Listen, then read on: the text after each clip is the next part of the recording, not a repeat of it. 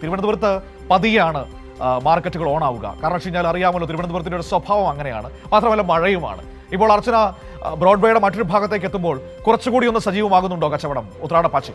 ബ്രോഡ്വേയുടെ പല ഭാഗങ്ങളിൽ നമ്മൾ എത്തി. പക്ഷേ വസ്ത്രവിപണിയൊക്കെ തുറന്നു വരുന്നേ ഉള്ളൂ. അവരൊക്കെ ഒരു 9 മണിയോട് കൂടിയായിരിക്കും തുറന്ന് പ്രവർത്തിക്കുക. പക്ഷേ പച്ചക്കറി മാർക്കറ്റ് രാവിലെ മുതൽ സജീവമാണ്. പച്ചക്കറി പഴം മാർക്കറ്റുകൾ രാവിലെ മുതൽ സജീവമാണ്. നമുക്ക് ഇവിടെ ഈ തിരക്ക് കാണാം. ആളുകൾ രാവിലെ മുതൽ, അതായത് 6 മണി മുതൽ ആളുകൾ ഇങ്ങനെ എത്തിക്കൊണ്ടിരിക്കുകയാണ്. അതിനിടെ കച്ചവടക്കാർ അവരുടെ സാധനങ്ങൾ ഇറക്കുന്ന തിരക്കിലൊക്കെയാണ്. എന്തായാലും കച്ചവടം ആളുകൾ ഒരുപാട് എത്തുന്നുണ്ട്. മാത്രമല്ല ഒരു മഴ രാവിലെ മുതൽ എറണാകുളം ജില്ലയിലുണ്ട്. അതാണ് ഒരു പ്രതിസന്ധി കച്ചവടക്കാരെ സംബന്ധിച്ച് സൃഷ്ടിക്കുന്നത്. എന്നാലും വലിയ തിരക്ക് അനുഭവപ്പെടുന്നുണ്ട് രാവിലെ മുതൽ. കുറച്ചുകൂടി കഴിയുമ്പോഴായിരിക്കും വിവിധ സ്ഥലങ്ങളിൽ നിന്ന് ആളുകൾ ഇങ്ങോട്ടേക്ക് എത്തുക. എന്തായാലും കച്ചവടക്കാർ രാവിലെ മുതൽ സജീവമാണ്. ചേട്ടാ എങ്ങനെയുണ്ട് കച്ചവടം? എങ്ങനെയുണ്ട്? കുഴപ്പമില്ല, നല്ല കച്ചവടം നല്ലുണ്ട്. നമ്മൾ ആളെത്തുന്നുണ്ടോ? ആഴ്ച സാധനം ഇവിടെ റെഡിയാണ്. ഏറ്റവും വില കൂടിയത് വില കൂടി കയറ്റം ഏത്തക്കായ മാത്രമുള്ള കാര്യമായിട്ട്, വേറെ എല്ലാത്തിനും വില കുറവാണ്. ഉള്ളിക്ക് എത്രയാ? ഉള്ളിക്ക് 90. ഉള്ളിക്ക് 90 രൂപയാണ്.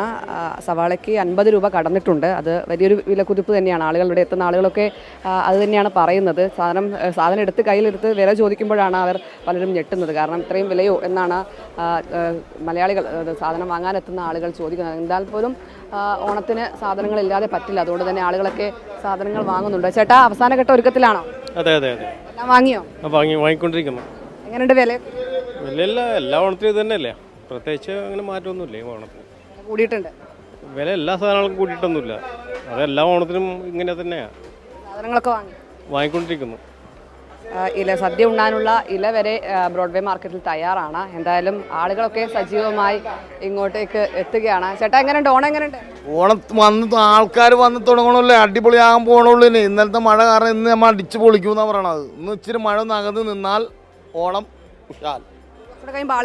ആളുകൾ എത്തും എന്നുള്ളൊരു പ്രതീക്ഷയിലാണ് ഞങ്ങളെല്ലാവരും നിൽക്കുന്നത്. ആളുകൾ വന്നാൽ നമ്മൾ സാധനങ്ങൾ അടിച്ചുപൊളി കൊടുക്കും. എല്ലാം വില മിതമായ വിലയുള്ളൂ, ഒന്നും വില കൂടിയിട്ടൊന്നുമില്ല. തീർച്ചയായിട്ടും അവർക്ക് വേണ്ടിയിട്ടാണ് ഇപ്പോൾ സാധനത്തിനൊക്കെ ഇച്ചിരി വില കുറഞ്ഞേക്കുന്നത്.